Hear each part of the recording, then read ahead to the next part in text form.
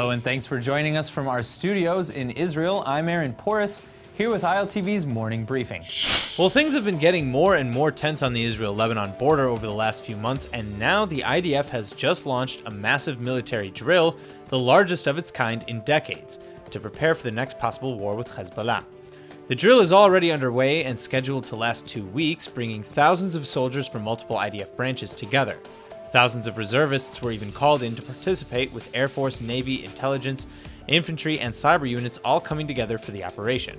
The drill is said to simulate a possible war scenario in which the army would need to evacuate Israeli citizens along the border, an unprecedented undertaking considering nearly 1 million Israelis live in the north right now. Since its last war with Israel over 10 years ago, Hezbollah has been consolidating its army and upgrading its weapons arsenal. Right now, the terror group is believed to hold over 100,000 rockets capable of reaching Israeli soil, and recently the group has threatened to bring the next war directly to Israel's civilian areas, which means the timing may be just right for the army to keep its reflexes ready. As if the lines in Syria couldn't be blurred any further, Lebanese terror group Hezbollah has now come out in defense of an Islamic State convoy.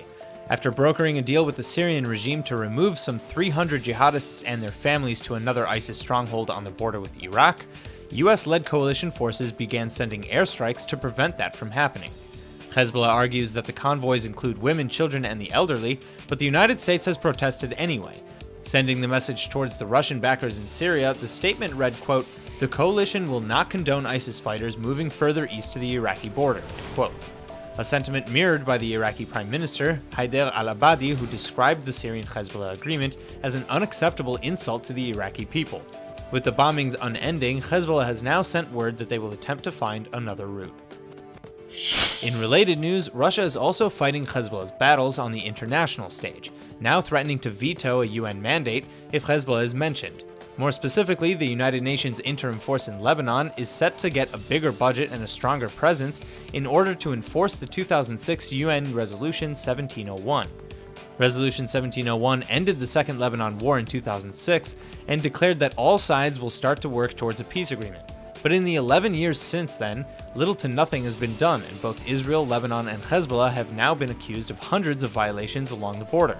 So now, UNIFIL is to get the boost they need to make good on the promises of 1701, but Russia is threatening the mandate itself unless any mention of Hezbollah is scrubbed from the text of the agreement. In the end, Russia got what it wanted, and several segments of the resolution's mandate, including mention of any military actions Hezbollah has made, were deleted. Time will tell how relations between Israel, Russia, and the United States will be affected. An indictment has just been filed against a resident from Bnei Brak for allegedly purchasing gasoline in order to burn the offices of the rights group Breaking the Silence. The 39-year-old suspect is being charged for extortion, threats, vandalism, and intent to commit arson, as the perpetrator's alleged crimes date back to 2014 until now.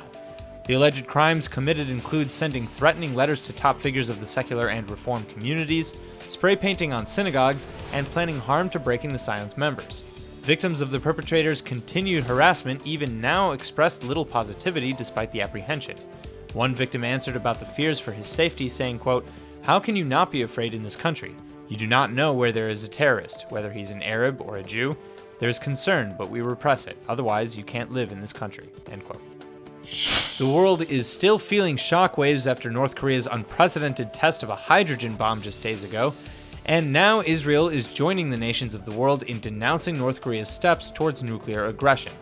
Israel's foreign ministry has just demanded that North Korea, quote, "comply with all of the Security Council resolutions and refrain from testing and developing weapons of mass destruction and the means to launch them," end quote.